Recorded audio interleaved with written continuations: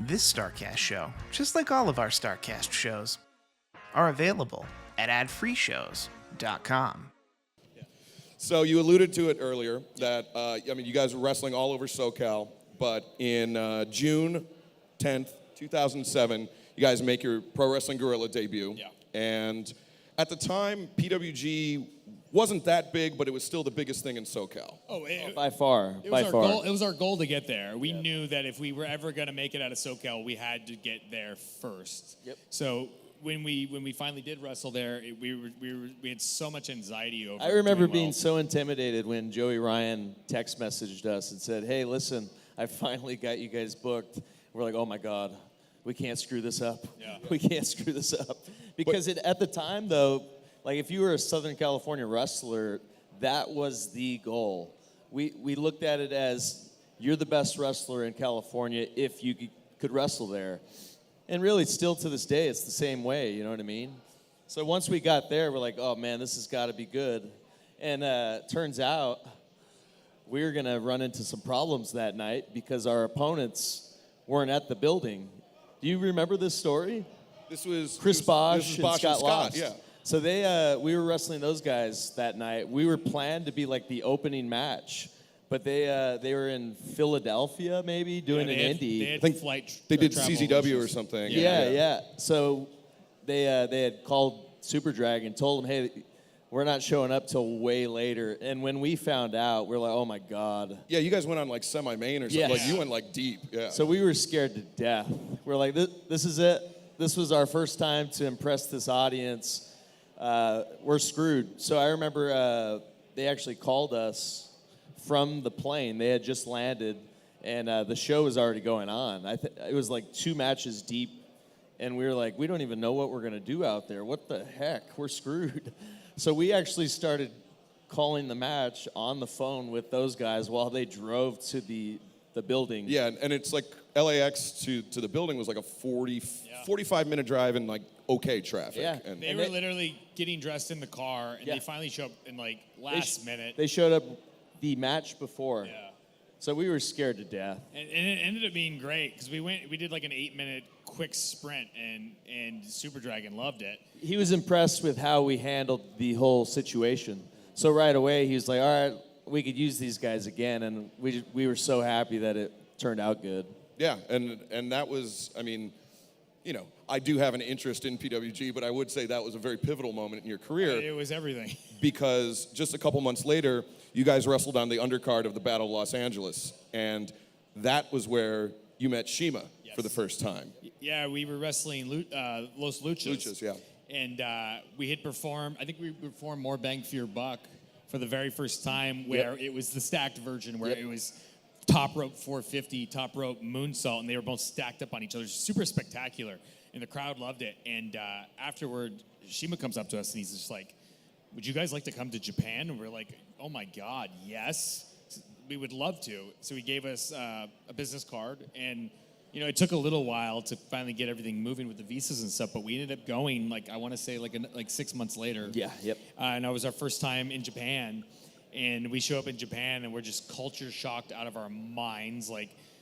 Back then, your phone didn't work internationally. iPhones weren't around. Wi-Fi wasn't really around either. Right. Yep. The only way to really talk back home is you'd have to plug in the Ethernet cord And in Skype. Yeah. And that wasn't very good either at the time. And you got to think, at that point, we had only flown on an airplane 2 or 3 times for the NWA, doing these random spot shows, somewhere in Texas, I believe. Yeah. So it came from doing no flying to here, get on a 10-hour flight. And we were just being on a 10-hour flight, we were like, what day is it when we landed? And why do we feel so weird? And we didn't realize, we were suffering from terrible jet lag.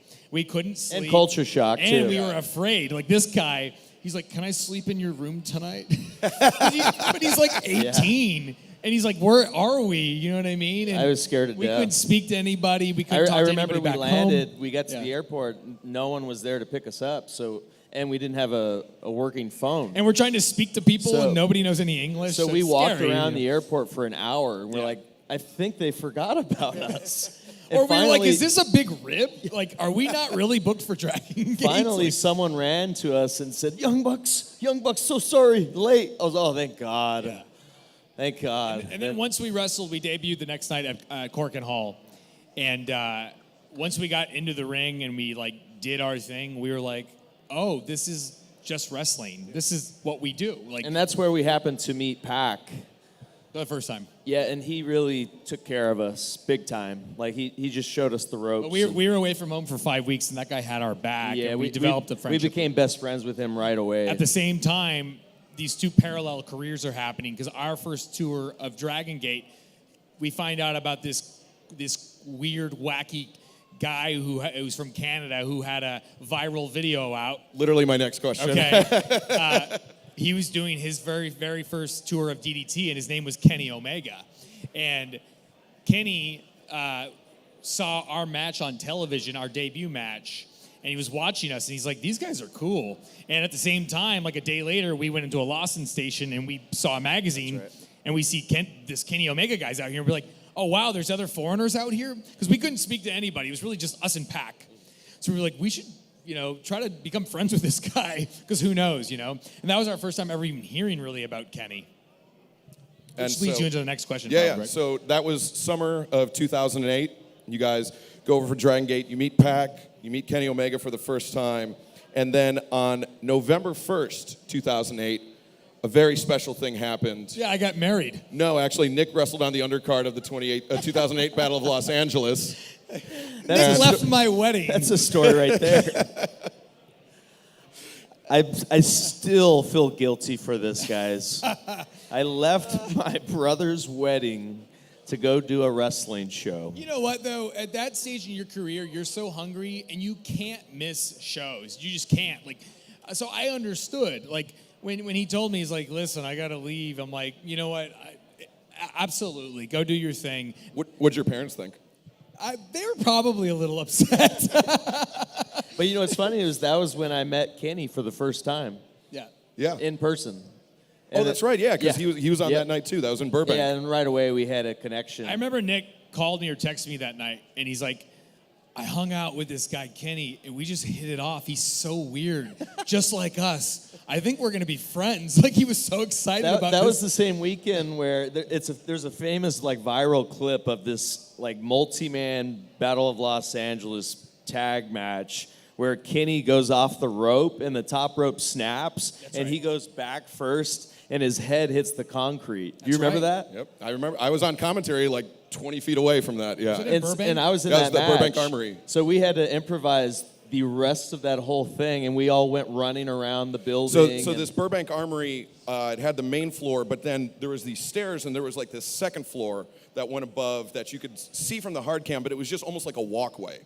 And so the chase Yeah, that's right. went from the floor of the building all the way up along the walkway, and then when you look at it from the hard cam, you just see these guys disappear off screen, and then they start running across the top of the screen, and then start running across the bottom of the screen. I think that accident actually helped the match. Oh, totally, yeah. Made it better.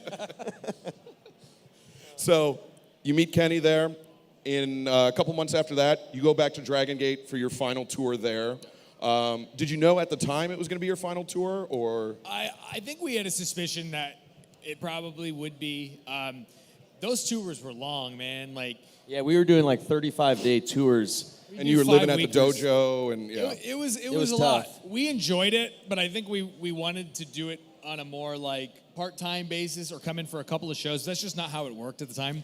But So, then our schedules started getting pretty packed, so we really couldn't do like, 35-day as soon as Dragon tours. Gate started booking us, it was like every independent wrestling company in the East Coast or wherever was like, Yeah, these right guys are away, worth too. a flight, I think, because they're Chikara was the first one. yes.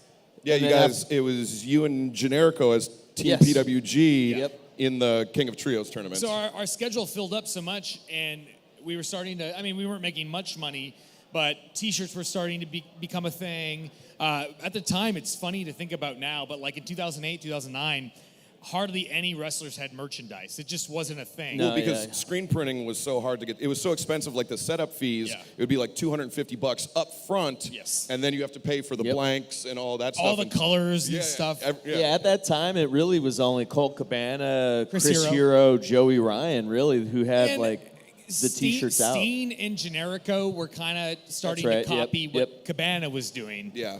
And so we started gravitating towards those guys.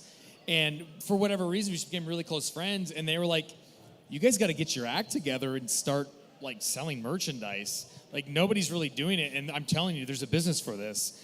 And at the time, there wasn't a lot of money in pro wrestling, at least on the independent level. Yeah, and you know what? A flight from LA to the East Coast was It was almost, such an obstacle. So It was we were almost lucky to get a impossible, yeah. flight, really, and basically wrestle for free. Or maybe $50 yeah, or whatever. Yeah, our rate was about $50 to $100 at that point. So we were just excited to get a flight out and try to make some money off the merchandise. So we were like, yep. if we hustle at the table and we could sell a T-shirt $20 a piece, even if we sell one, that's another $10 in Right. each pocket. That's that's dinner or whatever. And trust me, there were many nights where we would sell one whole shirt. So we would go, great. Believe it or not, yeah. You know what I mean? Like, and meanwhile, we would look over at Colt Cabana's merch line, and it's just wrapped around the building, and we're just standing on our chairs, going, "Hey, everybody, come meet the Young Bucks, come!" And we're trying to like wheel and deal, and you only got $15, we'll take it. Like it was like a swap meet or like a flea market, at the time. But there was only a few of us doing it, which blows my mind now because now it's Everybody's like, yeah. pro wrestling tees, Yeah. and it's just it's changed, so different. changed the business. Yep. Hey, it's Conrad Thompson. Thanks for checking out the podcast here on YouTube. Be sure to hit the subscribe button and the notifications bell so you get a notice anytime we upload some new content. And go save yourself some money right now. If you're in a 30-year loan or you have credit card debt, it's not a matter of if I can save you money. It's a matter of how much. Find out right now for free at SaveWithConrad.com.